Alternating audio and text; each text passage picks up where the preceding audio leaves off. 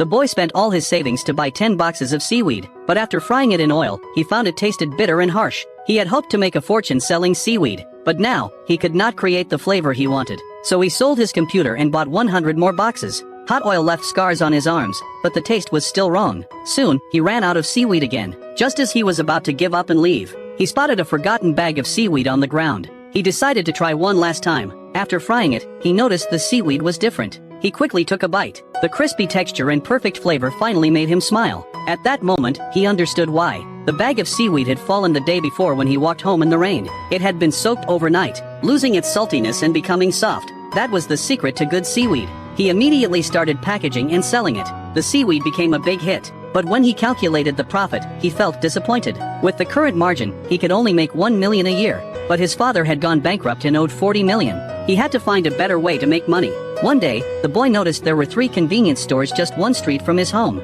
If he could sell his seaweed in those stores, he could make a lot more. The next day, he went to the headquarters of a major convenience store chain to meet the market manager. But the manager refused to even taste his sample. He said the packaging was too large and the price too high, so it did not meet store standards. The boy said nothing and left. He hired a design company to redesign the packaging. Then he returned to the headquarters with the new version. But the receptionist said the manager was in a meeting. The boy waited the whole day, only to realize the manager was avoiding him. Frustrated, he left, throwing the seaweed to the elevator operator on his way out. A buyer rode the elevator and noticed the new package. He grabbed a few packs out of curiosity. On the way back to his office, he opened one and started eating. The taste was so good he even licked his fingers clean. Then he shared the seaweed with co-workers and even the manager. That was how the boy got called back to the company. The manager decided to place the seaweed in 72,000 convenience stores nationwide. But there was one condition: the factory had to meet hygiene standards. This troubled the boy. He did not have a factory. So he sold his car, rented a factory on the outskirts, and quickly renovated it.